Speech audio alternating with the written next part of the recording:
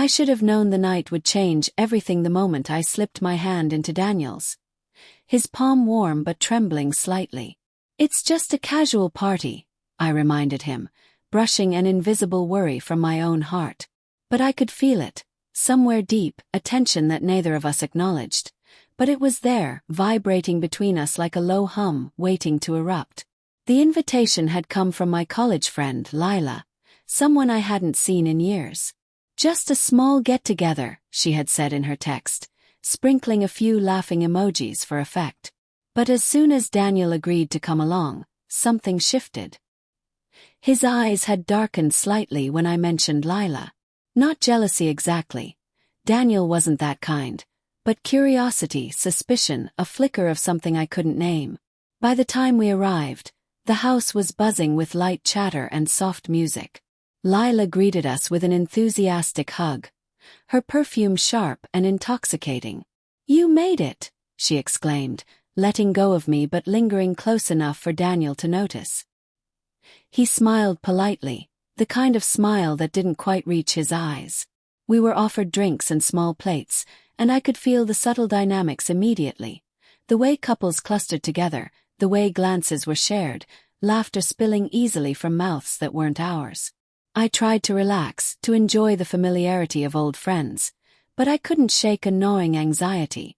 It started subtly, as betrayals often do. Lila leaned toward me at the counter where we were helping ourselves to appetizers. Her voice was low, almost conspiratorial. "You brought Daniel. I thought he'd never agree to a small get-together." I shrugged, smiling. "He's curious about my friends. He's trying to be social." She said, tilting her head. "He seems tense. You two still happy, right?" There was a sly undertone in her question, one I didn't quite catch at first. But Daniel had wandered toward the living room, where a group of people were laughing. Hours passed in a blur of polite conversation and half-forgotten stories from college. And then I saw it, just a glimpse at first. Lila and Daniel standing near the bar, leaning close, their heads almost touching. She laughed at something he said, a laugh so light, so intimate, it made my stomach twist. I told myself I was imagining it. Daniel had always been charming. Lila had always been flirtatious. Nothing unusual. Yet everything felt wrong. I tried to ignore it, stepping into the kitchen to refill my glass, to distract myself with meaningless chatter with some friends I barely remembered. But the unease wouldn't leave. My chest tightened every time Daniel's laugh drifted past me, every time I saw Lila brush against him in that casual, familiar way. Then came the moment that shattered everything. I had gone to the hallway to hang my coat when I heard Daniel's voice, low and urgent, from the living room. "Lila, what are you doing?" Froze. My heart leapt into my throat. He sounded hurt, angry, confused. And then Lila's voice, soft, teasing. "Relax, it's just a joke. Don't be so uptight." Joke. But there was a dangerous intimacy in the words, the way she said his name, the way he didn't immediately laugh it off. I moved closer, unseen, heart hammering in my chest. And then I saw it. Daniel's hand, resting on the small of her back. Time stopped. I didn't know how long I stood there, frozen, watching the scene unfold. Part of me wanted to scream. Part of me wanted to run away and pretend I hadn't seen a thing. But the part of me that had loved him for years, the part that trusted him, felt like it had just been eviscerated. I finally stepped into the living room, making my presence known. "Daniel." My voice was calm, almost eerily so, though my insides were trembling. He turned, startled. The hand fell away instantly, but the look on his face was unreadable. Lila, for her part, laughed lightly. "Oh, don't look so shocked. I was just joking with him," she said. But I could see the flicker of something in her eyes, something that didn't belong in a simple joke. "I need some air," I said, heading for the door without waiting for a response. Daniel followed, though cautiously, keeping a careful distance. Outside, the night was cool, almost painfully crisp against my skin. I tried to steady my breathing. "Explain," I demanded, finally turning to face him. Daniel's face was unreadable. It's nothing, Emily. Just a stupid joke. Lila's. She doesn't know boundaries sometimes. I didn't. But his words were hollow. I could see it in his eyes. Hesitation, guilt, a flicker of shame. And that terrified me more than anything. I saw your hand, I said quietly. I saw how close you were. How intimate you were. Don't lie to me, Daniel. He flinched, a small, almost imperceptible movement. Emily, it was nothing. Swear. It didn't mean anything. But I didn't believe him. Not entirely. Not when trust, once broken, leaves invisible cracks that run deep into the foundation of a marriage. We didn't speak for the rest of the night. We drove home in silence, the streetlights casting long, distorted shadows across his face, shadows that mirrored the ones in my heart. Once home, I retreated to the bedroom while he sank into the living room couch, the silence between us heavier than any argument could have been. The next day, everything unraveled. I found a message on his phone while he was in the shower, a text from Lila, sent at 2:43 a.m. Last night was fun. Can't wait for next time, face blowing X. My hands shook as I read it over and over. My chest ached, my mind racing with questions, accusations, and unbearable grief. I wanted to confront him, to throw the phone at him and demand the truth, but I also wanted to disappear, to let the world swallow me whole. When Daniel finally emerged, wrapped in a towel, I didn't speak.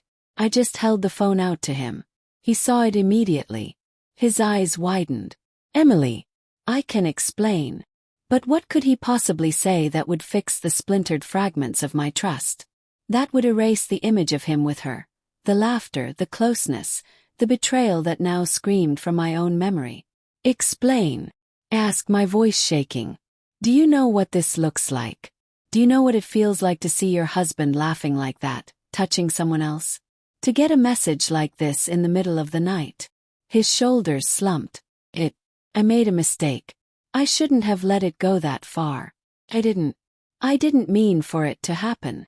The words felt cheap, hollow, and I hated him in that moment with a visceral, scorching intensity. And yet, beneath the anger, beneath the heartbreak, I loved him. I still did. And that made it worse. You didn't mean for it to happen. I repeated, my voice breaking. Daniel, it did happen. And it hurts. Every word, every laugh, every touch, it all happened. Right in front of me. He came closer then, reaching for my hand, but I pulled away. Don't. Just don't. The house felt empty, though it was filled with the echoes of our lives together, of years of shared mornings, whispered confessions, and quiet love. But in that moment, the memories felt like mocking ghosts, reminding me of what I had lost, or what I had thought I had. The following weeks were unbearable. Every glance from him carried the weight of guilt. Every word he spoke was cautious, tentative. And I, in turn, found myself teetering between confrontation and retreat, between the desire to repair what was broken and the instinct to protect my own heart. We went to counseling, as he insisted, as I reluctantly agreed.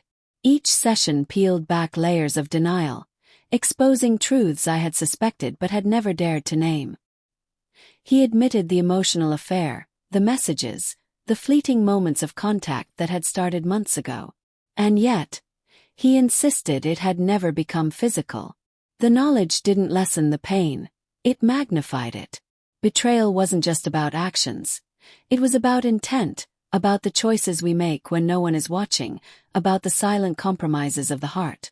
And Daniel had chosen, repeatedly, someone else, even if he hadn't physically crossed the line. One night, months later, I stood by the window, watching the rain streak the glass in lazy, perfect lines. Daniel approached, cautiously, as if treading on fragile glass. Emily. His voice was soft, tentative. I didn't turn.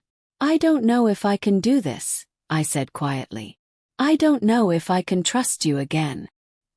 He came closer, resting a hand lightly on my shoulder. I'll spend the rest of my life earning back your trust if that's what it takes. I'll do whatever you need. I closed my eyes, letting the rain wash over my thoughts. It's not just about trust, I whispered. It's about who we are, about who you are, And who I thought you were. I don't know if the person I loved even exists anymore." He said nothing then, just stood beside me. His presence both a comfort and a reminder of everything I had lost. Some nights, I still see that party, that casual get-together, and the look on his face as he laughed with Lila. Some nights, I still feel the knife of betrayal twisting deep inside me. But other nights, I hold on to the fact that he is here, that he is trying, that he hasn't walked away completely. And perhaps, in that fragile, tentative space, there is hope. Hope that even after the night that blew everything wide open, love, however wounded, can still find a way to survive.